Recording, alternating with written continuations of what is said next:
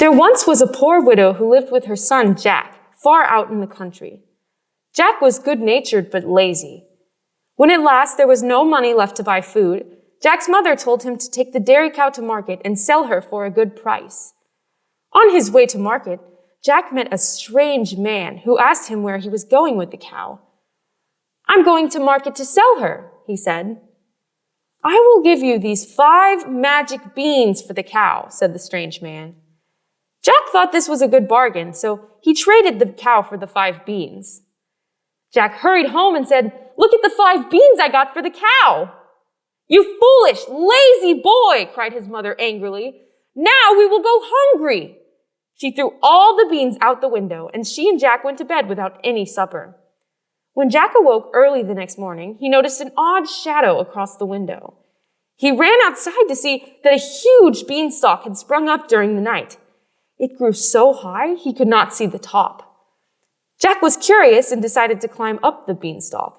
He climbed for hours. When he finally reached the top, he saw a great castle in the clouds. The magnificent castle looked as if it were a vision in a dream. Jack knew from his tired arms and legs that he had not just dreamed his long climb. He rubbed his eyes to make sure he was not seeing things. As he got closer to the castle, Jack met a beautiful fairy. She told Jack that the giant who lived in the castle had killed Jack's father long ago and had stolen all his gold. The tiny fairy said that he should take back what was rightfully his, and then she disappeared. When Jack reached the steps, he asked the giant's huge wife for some supper. "If you stay here, the giant will have you for supper," she said. But Jack was so hungry that he did not care.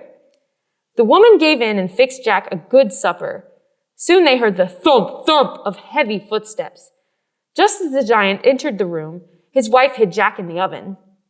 The giant sniffed the air and roared, "Fee, fi, fo, fum, I smell the blood of an Englishman."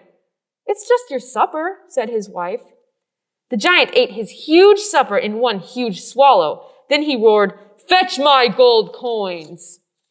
The woman brought in bags of gold coins that had belonged to Jack's father.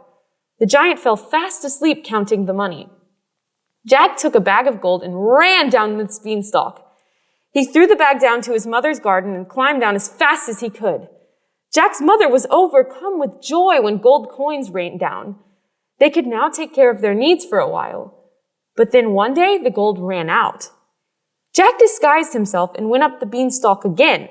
He wanted more of his father's gold. When Jack returned to the castle, very tired and hungry, the giant's wife did not want to help him. "The last boy I helped stole a bag of my husband's gold," she said. But Jack was so polite that she finally let him in and gave him a drink of water. Just then, the giant's footsteps shook the floor.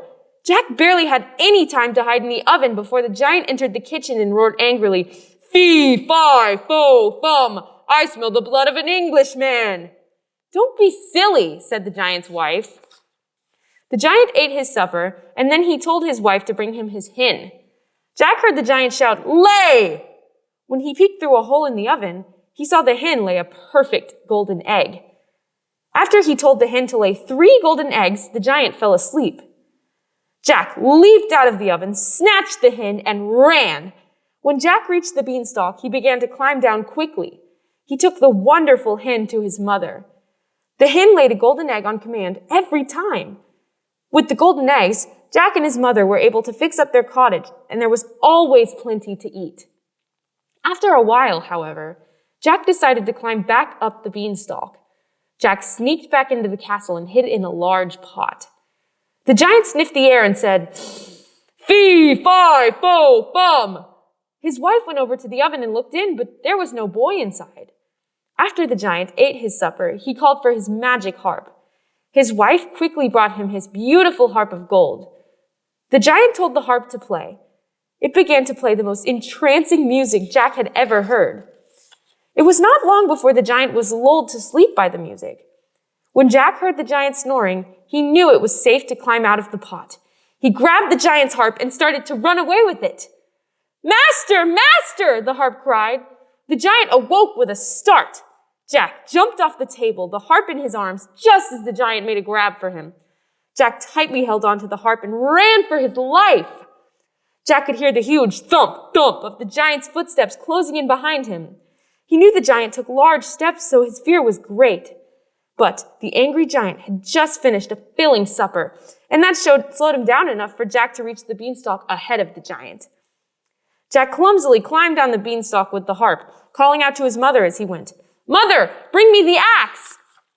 The giant was halfway down the beanstalk when Jack reached the ground. Jack took the axe from his mother. With one mighty chop, he cut the beanstalk in two. The giant crashed to the ground and died. Jack, his mother, the hen, and the harp lived happily ever after.